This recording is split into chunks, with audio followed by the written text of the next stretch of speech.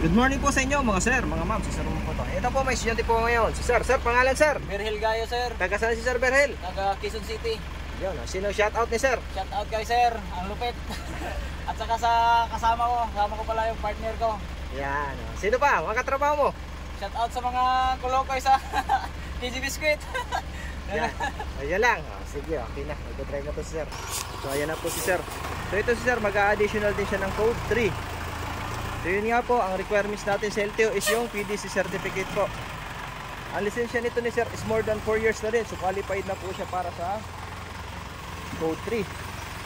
So yun, madaming nag-i-inquire kung non-pro pwede bang magpa-pro. Hindi po pwedeng magpa-code 3 ang non-pro.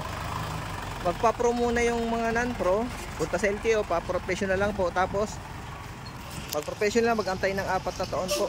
Yun po kasi yung qualification na yun ng code 3. So medyo matagal pero ganun pro ang process ngayon. Gagawin ninyo, kung non-pro kayo, ipa-pro muna. Tapos mag-antay lang ng 4 years.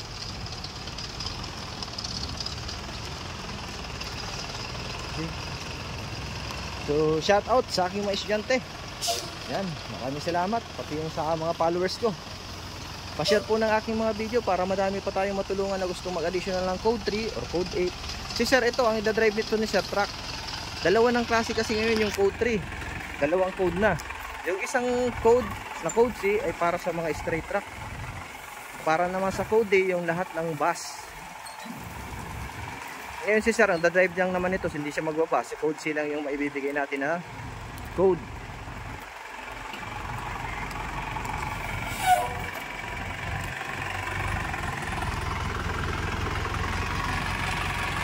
Okay, ipaparking na to si sir. Ayan. So dito, inaaral talaga more on side mirror. Dapat magaling sa side mirror tayo. Lalo't malaki na yung unit na ating may mamaneho.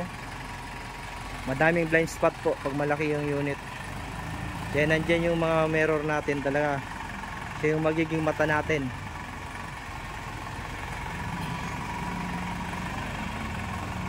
Okay, dahan-dahan para sigurado.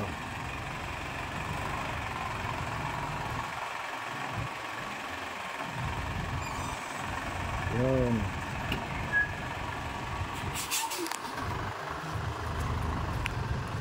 Para yung parking naman ang gagawin ni sir.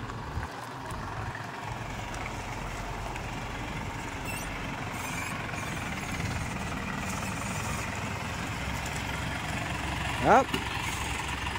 Okay, atras.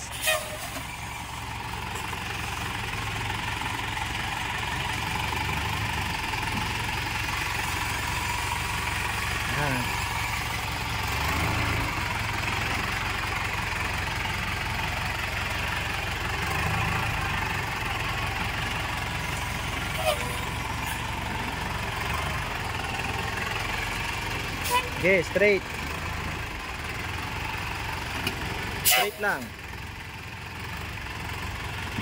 Okay, sagat.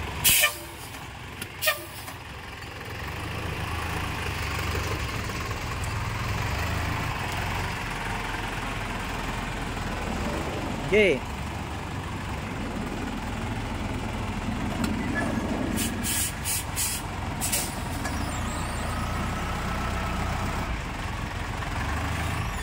Yun, up, great, ayos.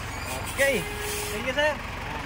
Okay, yung mga gusto mo mag-additional code 3 at code 8 PM lang po. Maraming salamat po. God bless po sa inyo lahat.